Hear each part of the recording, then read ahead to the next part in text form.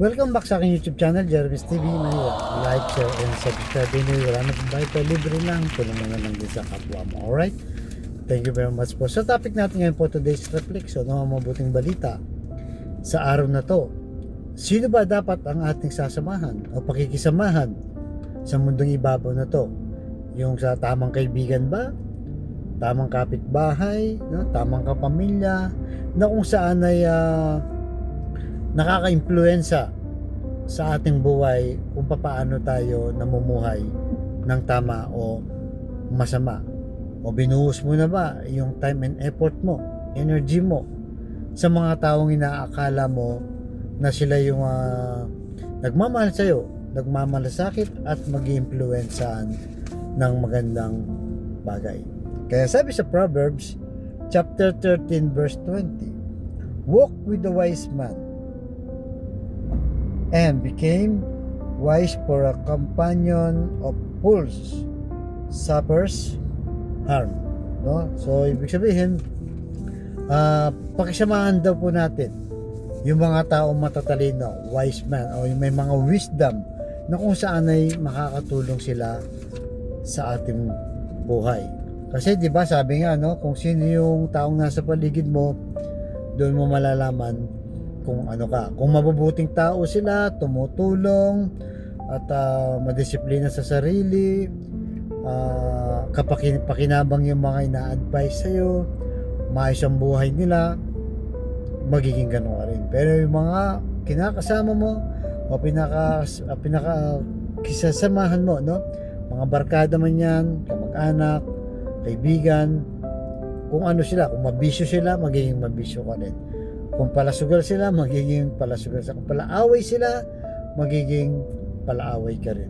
So mag-ingat po tayo sa mga taong ganito na kung saan naakala natin, no? So oras ng kagipitan, oras ng pangangailangan, di ba? Kung ikaw ganun ka sa kanila, tapos malaman mo nung dumating sa iyo yung mga matitinding pagsubok, hindi naman pala totoong kaibigan, kamag-anak o kakilala sila, dahil nga iniiwan ka pagdating sa problema. Samantalang ikaw, ganun naman ang ginagawa mo sa kanila, na tumutulong ka, nagmamalasakit ka, binubuhos mo yung time, effort, and energy mo dahil sa akala mo totoo sila sa iyo.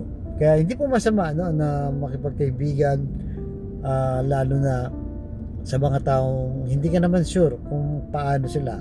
Pero ang pinaka-importante doon, bigyan mo ng boundaries, no? Yung sarili mo, bigyan mo ng limit na kung sa tingin mo na-influencean ka na ng hindi maganda, umiwas-iwas ka na o lumayo-layo ka na sa kanila. Dahil pag hindi, no?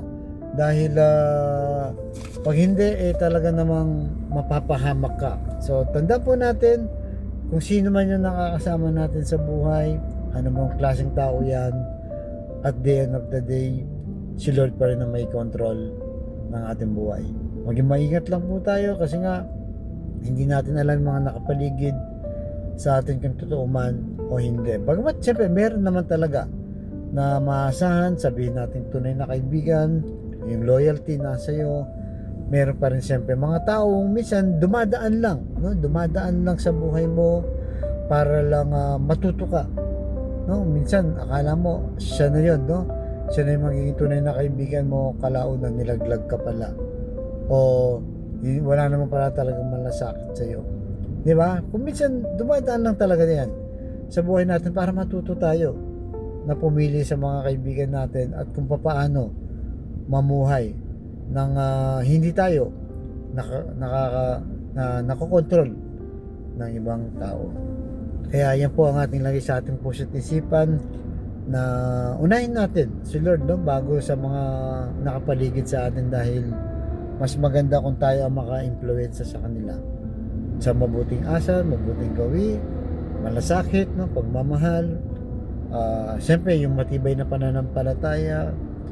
Dapat nakikita nila yan sa atin. Alam naman po natin, na lagi ko sinasabi dito, na hindi tayo perfecto.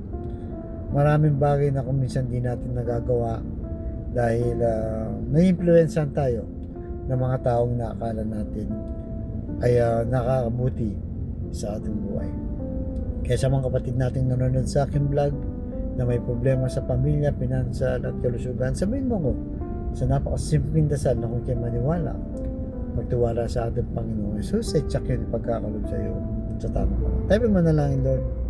I-bless niyo po mga kapatid naming dumaranas ng matinding karamdaman sa kanilang katawan. I-bless niyo po at pagalingin ang kanilang sakit na nararamdaman para sa kanilang pamilya. Ganon din po sa mga pamilyang hindi nakakaintindihan, nagkakagulo, hindi nakakaunawaan. Ipuin niyo po ang kanilang puso na maging mapagkumbaba at mapagpagawad sa bawat miyembro ng pamilya. At higit sa lahat ay mapagmahal sa kanila. Ganon din po sa financial, Lord, na kailangan namin lahat. Lalo na po yung mga kapatid namin walang talaga. Yakapin niyo po ng mahigpit. Alam mo namin na hindi niyo kami iiwan, hindi pababayaan. Lahat na itiniling namin sa matamis na pangalan natin, Panginoong Jesus. Amen and amen. To God all be the glory. Sa ngalan ng Ama, ng Anak, ng Jesus, Espiritu Santo. Thank you very much po, and God first.